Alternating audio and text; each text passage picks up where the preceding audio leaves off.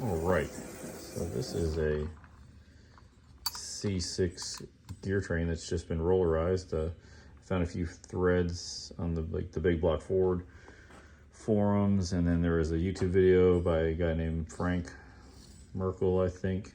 That's where I found some of these part numbers, but this is a video I wanted to put together and show how we did it.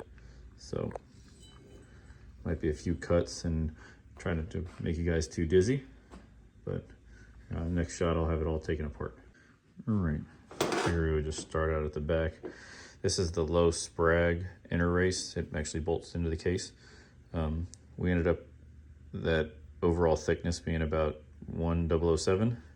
Essentially, when you're rollerizing, and I know I'm not like telling you anything that isn't already well known, is you're kind of you're measuring the old thrust washer, measuring the new roller bearing, subtracting that from this, and then cutting the difference out of the part where, you know, the location it goes. So that goes there like that.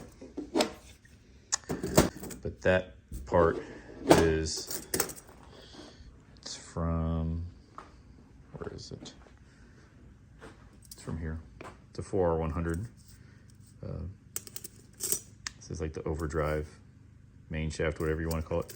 But that's the location it's at in a 4R100/E4OD. And this is the part number for it. Come on, back up. It is E6 Delta Zulu -7 Golf 178 Alpha. That's that one, from low sprag inner race to the rear planet ring gear. And this is that same part number in a WIT book, WIT. It is 36254 Charlie. That's like the WIT number. And there's that part number again. E6 Delta Zulu 7 Golf 178 Alpha. And once again, these are, you know, just what we cut them to. I'll show you the most important measurement at the end that kind of determines if all these were done right, I think. But these next two bearings, they're just Turbo 350 pump bearings. And this is the rear planet ring gear. Cut it to an outer diameter of 2,890. That's from here to here. And then cut it to a depth, you know, relative to that surface to 50 thousandths. And then this goes in there and it kind of locates it, put the black side up. And then also to correspond with that, 2940 outer diameter. All right, let's see it, 2940 that way, and then 30 thousandths depth. And then that goes in there like that. There's a little more resistance there because the planets are riding in the ring gear, but you get the idea. And then another 350 pump bearing, 2890 outer diameter, and then 073 depth. And then that will go like that.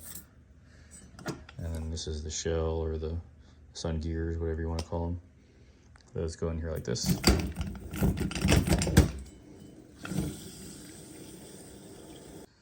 And then this is the front planet. It's just what I'm calling it. There's a bearing down there, bearing right here. That is like already naturally rollerized. That goes in there like that. You get this bearing from the same location in a 4R100 or a later E4OD.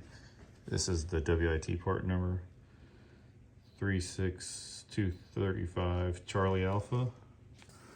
And that's the Ford part number, 181 Zulu 7 Alpha 166 Alpha. That's the location. What do they call it? Forward hub to forward planet. There you go. Yeah, I had to actually go up to the shed to part out a core. We don't really work on these anymore. That's what all that stuff is. But I needed this bearing, and you cut. There's a lip right here. You cut that, so the bearing will go over it. It in stock form, it wouldn't go over that. That diameter ends up being 2,455, it's the outer diameter. You're not trimming any depth off of that, just diameter. And then initially, my friend Mike cut this for me, and I'll show you what I measured and needed to be cut a little bit deeper. But the outer diameter is 0.440 or 3.440. The O means outer diameter. But yeah, 3.440, and then it ended up being 0.085 depth from, you know, relative from there to there. And this goes on here.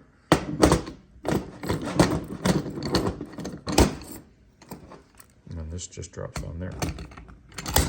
Oops. Come on, baby. And then the important part that I neglected to measure before my friend left, and I can machine some things, but he's much more capable than me.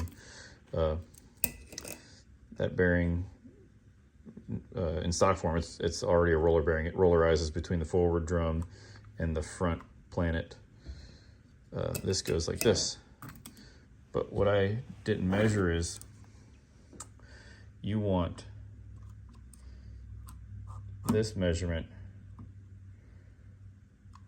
from there to there to be slightly greater than the same measurement right here. The video has got a lot of this information from that guy Frank. This isn't going to be accurate because I'm trying to do it one-handed, but this measurement on mine is about 410 thousandths, and this is about I think 418. You want it to be, I think, like 2 to 10 thousandths of a difference, because if this measurement is tighter than that measurement, it goes like that, the thrust washer will contact that, basically rendering the roller bearing obsolete, you know, not even using it. So that was what I had to recut on this. So this just goes here like this. And there, now that bearing's active. This thrust washer should only touch when you're in reverse, because it's pushing the ring gear out a little bit, which is okay. Nobody races in reverse anyway, so it doesn't matter. And these are the, there's other places you can rollerize. This is just what we did. But these are the comparison. This is the thrust washer this bearing replaces. This is the thrust washer, and so on. So a couple of turbo 350 pump bearings, front planet bearing from a 4R100, and then like a main shaft to whatever that location's called from a 4R100/E4OD.